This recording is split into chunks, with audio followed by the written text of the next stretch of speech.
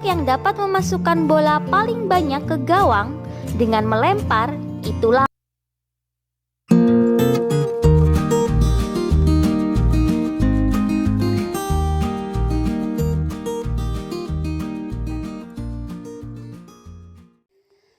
Bismillahirrahmanirrahim. Assalamualaikum adik-adik.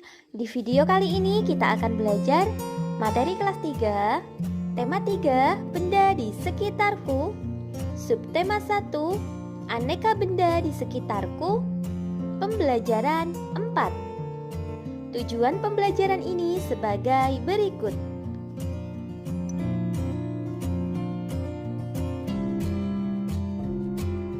Plastik, solusi dan masalah.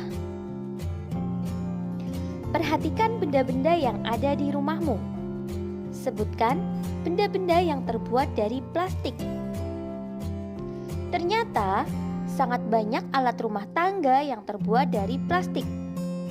Mulai dari ember, gayung, sampai sendok sayur. Kantong kemasan dan botol air minum juga terbuat dari plastik. Sekarang ini, banyak sekali benda berbahan dasar plastik. Mengapa? Karena plastik murah dan tahan lama. Bahan dari plastik tidak dapat menyerap air atau tidak tembus air. Plastik pun mudah dibentuk dan ringan. Oleh karena itu, plastik dapat dibuat menjadi berbagai benda. Plastik memberikan banyak manfaat. Akan tetapi, plastik juga dapat menimbulkan masalah. Plastik membutuhkan waktu yang lama untuk terurai secara alami, sekitar puluhan bahkan ratusan tahun. Perhatikan tabel berikut. Coba bandingkan waktu yang dibutuhkan plastik untuk terurai secara alami.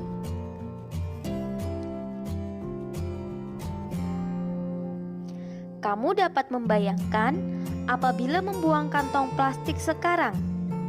Kantong plastik akan terurai 10 hingga 20 tahun yang akan datang. Untuk mengurangi sampah plastik dapat dilakukan dengan 3 cara. Reduce atau mengurangi, reuse atau menggunakan kembali, dan recycle atau mendaur ulang. Reduce adalah mengurangi penggunaan plastik. Contohnya ketika belanja. Sebaiknya membawa tas belanja sendiri sehingga tidak perlu menggunakan kantong plastik. Reuse adalah memanfaatkan kembali sampah plastik. Misalnya, sampah kemasan botol minuman digunakan untuk membuat pot bunga. Recycle adalah daur ulang sampah plastik. Biasanya dilakukan di pabrik. Sampah plastik diolah menjadi barang baru yang dapat dimanfaatkan lagi. Kamu dapat membantu proses daur ulang dengan mengumpulkan dan mengelompokkan sampah plastik. Sampah plastik tidak dicampur dengan sampah lainnya. Berikan sampah plastik kepada pemulung atau petugas kebersihan. Merekalah yang akan membawanya ke pabrik daur ulang sampah. Gunakan plastik dengan bijak agar bumi selamat. Contoh yang bisa dilakukan untuk reduce yaitu mengurangi penggunaan plastik kresek. Untuk reuse yaitu menggunakan kotak biskuit untuk tempat makanan. Sedangkan contoh untuk recycle yaitu nyam plastik makanan untuk dibuat tas belanja. Amatilah lingkungan di sekolahmu. Banyakkah sampah plastik dari kantong kemasan makanan dan minuman? Catatlah hasil pengamatanmu, berikan tanda centang jika kamu menemukannya. Apabila kamu belajar di rumah, lakukan pengamatanmu di lingkungan rumahmu. Lalu, ceritakan hasil pengamatanmu secara tertulis. Perhatikan penggunaan huruf besar dan tanda baca yang tepat. Bermusyawarahlah bersama seluruh teman di kelasmu. Jika kamu belajar di rumah, bermusyawarahlah bersama keluargamu. Musyawarah tentang cara mengurangi sampah plastik di sekolah atau di rumah jika kamu belajar di rumah. Tuliskan hasil musyawarah pada kolom berikut. Selanjutnya, jawablah pertanyaan-pertanyaan berikut. Untuk pertanyaan nomor 1 sampai dengan 3, silahkan kamu jawab sesuai dengan keadaanmu. Untuk pertanyaan nomor 4, kakak bantu menjawab. Apakah kamu akan menjalankan hasil musyawarah di kelas? Tentu ya, karena hasil musyawarah merupakan sebuah kesepakatan bersama, sehingga hasil musyawarah harus dilaksanakan demi kepentingan bersama. Kemudian,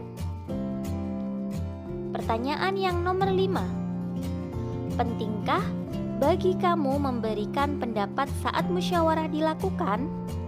Tuliskan alasanmu.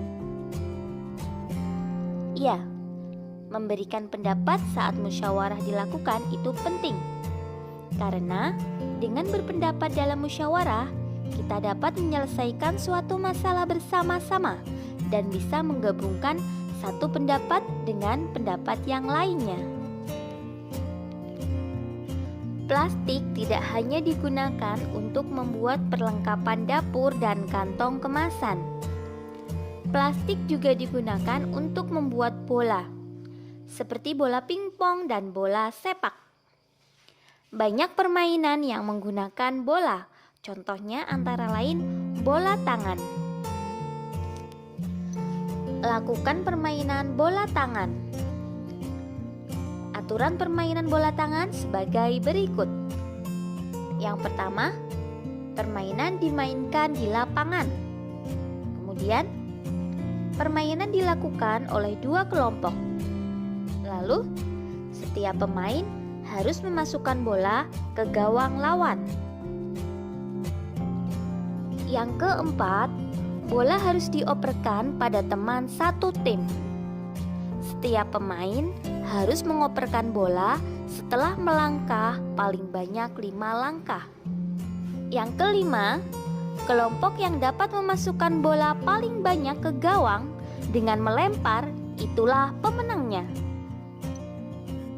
Untuk kegiatan bersama orang tua, silahkan cermati sampah plastik yang ada di rumah.